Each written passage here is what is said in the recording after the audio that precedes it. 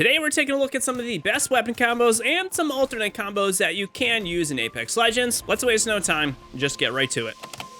Starting us off, we have a handful of my reliable or more meta combos if you'll have it, and the first is my old reliable R301 in Mastiff, which I think I have included in my last few combo videos. With that flyline being yeeted into the crafter, the 301 has an even bigger spotlight on it as the premier rifle you can use to more or less just beam everyone. This combo for me is all about ease of use and versatility, as the 301 can really be incredible at the mid-range beaming to even long-range tap firing, or of course close-range hip firing if you are in a pinch. Then of course you got that Mastiff, my number one go-to swap weapon in Season 12, as its mag size is solid, and I know I can just deal a ton of damage quite quickly if needed. The Mastiff with a dual shell I also find just lets me really deal a lot of damage consistently without much need for downtime. This combo will absolutely work well for you if you want a steady stream of damage dealing that is both easy to use and just reliable. The one thing you may need to take care on is the light ammo situation with the R301, as you can breeze through all your ammo pretty quickly with this combo.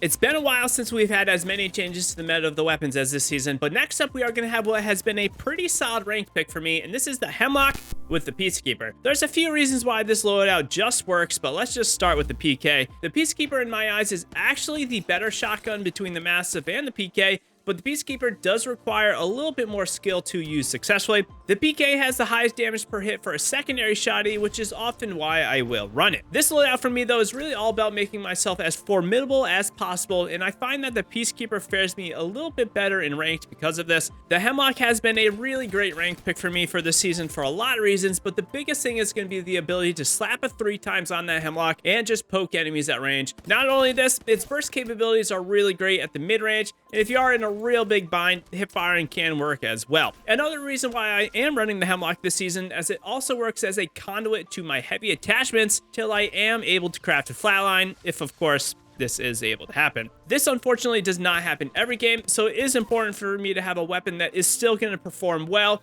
in case I can't get it. I do miss the flatline being on the ground, but this season I do think the Hemlock is a nice and new way to switch up what would typically be the meta, and I think it's a really refreshing experience. If you want a well-rounded loadout that is capable of high amounts of damage at pretty much all ranges, definitely give the Hemlock and the PK a go.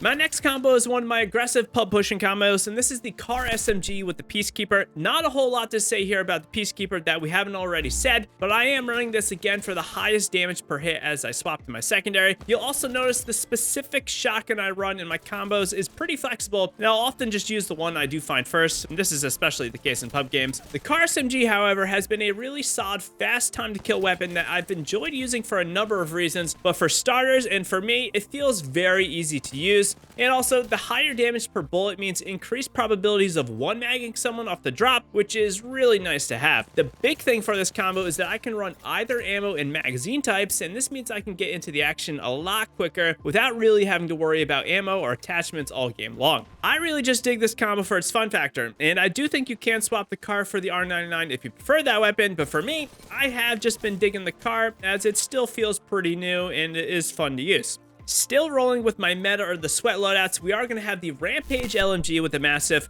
The Mastiff for some reason feels way better to run with the Rampage. Not quite sure why, but it might be the increased fire rate in a close range battle, which makes it feel more usable when I am pairing it up with that slow firing Rampage. The Rampage is not the most competitive in the time to kill area, but in a lot of ways, the Rampage can be treated like a scout where I am capable of throwing a 3 times or even a 2 to 4 times optic on it and just farming damage all game long.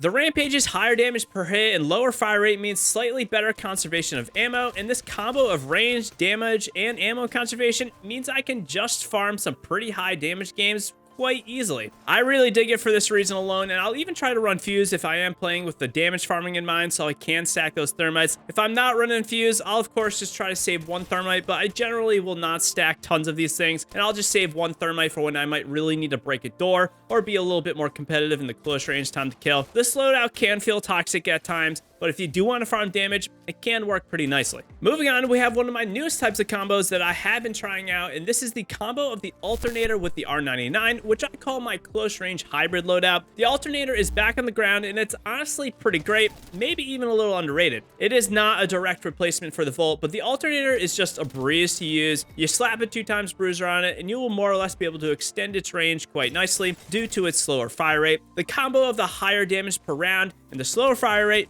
really makes this thing feel somewhat like an assault rifle at times. I enjoy pairing it up with the R99 because then I do not need to worry about what type of ammo I have, and I can just stack all the light ammo, and if anyone does want to push me in a really close battle, I can swap to the R99 to melt enemies pretty quickly. Not to mention, the alternator is an SMG, and it can still be pretty surprising at the very close ranges from time to time. This combo I am still experimenting with, but if you do want an alternate pub smashing loadout with a little bit more range and you don't like shotguns, this combo works pretty great.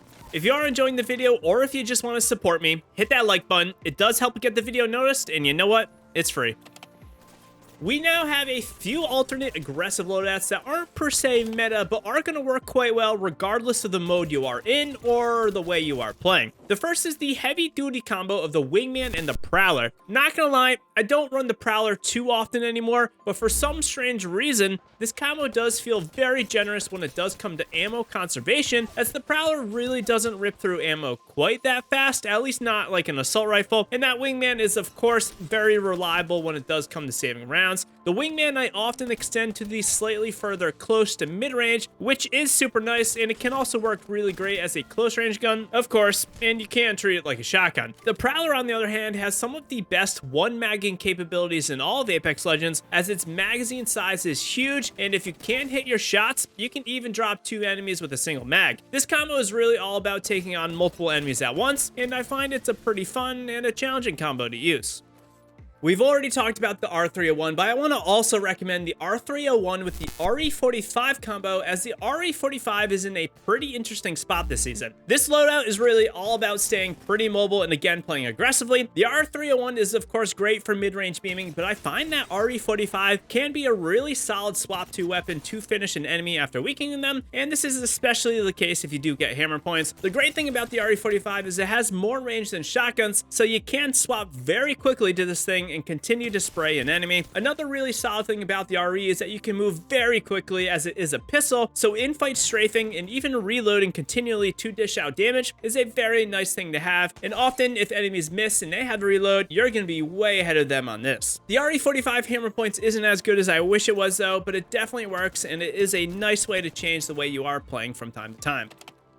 We now have a pair of loadouts I am using for my long-range picking, or again, damage farming. I used to be a longbow warrior, and since that isn't the crafter, I have not really considered it for damage dealing or poking this season. That being said, we now have the 30-30 with the RE45 making my list. We already talked about the RE45, but I really find that this gun pairs up so nicely with the 30-30 because of its handling speed, which makes it very nice to run with something that does have as much range as that 30-30. The 30-30, however, has really come a long way in the past year, and a lot of buffs later, it's finally at a spot where I can feel comfortable recommending it. The 30-30 with dual shell really lets you continually poke enemies with little to no downtime, and if you do want the 30-30 to work as a shotgun, the new auto swap of shatter caps on the hipfire is pretty incredible, meaning you do have the 30-30 to poke, an RE45 for backup swap to, and even a 30-30 shotgun-esque weapon for really close up. This combo kind of just works for me, and I farmed some really high damage games with it already this season. I think it works quite well if you are looking to poke enemies or farm damage in ranked games, and if you really just want to be a long-range warrior, I think it's going to work out for you. We now have the charge rifle with the Mastiff, or my annoying loadout as I like to call it. The Mastiff I find is a requirement to run with the charge rifle, as the charge can't just rip through ammo so quickly,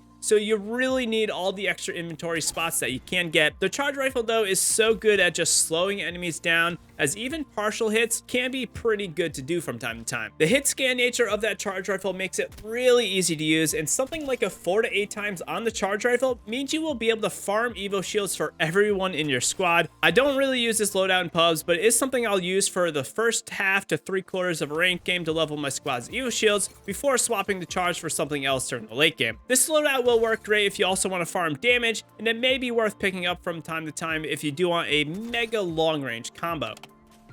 We now have a combo that is really all about building your skill in Apex Legends, and this is the Wingman paired up with the R99 or the Peacekeeper. This loadout is also my nostalgia trip combo that I will use if I want that old school Apex Legends feel. Firstly, if you truly want to get better at Apex, this combo is really a great one to run, as all of these guns really require you to be very accurate and to excel with, or you're just gonna lose. The Wingman will let you bridge that close to mid-ish range gap, and then you will be able to swap to that R99 to absolutely just beam enemies. If you do want an extra challenge, I would recommend the Peacekeeper over the R99, as this again will require you to be a very, very efficient shot and not just woof on your enemies. I really love running this loadout in pubs for the pure fun of it, and I mean, honestly, what can be more fun than at least enjoying your game? The next loadout is really something I have been experimenting with from time to time, and this is the Devotion paired up with the Peacekeeper. I used to use the Havoc with the Peacekeeper quite often, and I still do, but the Devotion has been a very interesting gun as of late for me. There's truly nothing more terrifying in Apex Legends than a player with a fully spun up Devotion, as you can kill your enemies pretty much faster than any other gun in the game. Not only this, the magazine size on that Devo is huge with the level 3 mag, and I have been using the Devotion almost more like a close range spray and pray weapon to just wipe enemies with blazing fast speeds. Pairing up the Peacekeeper with the Devo just made sense, as for some reason, if I can't kill someone with that Devotion fully mag kitted out gun, I'll have as much of a chance as I can after I swap to that PK. Finding a fully kitted Devotion and a turbocharger plus enough energy ammo is a really tough thing to do these days, so I will not use this combo too often.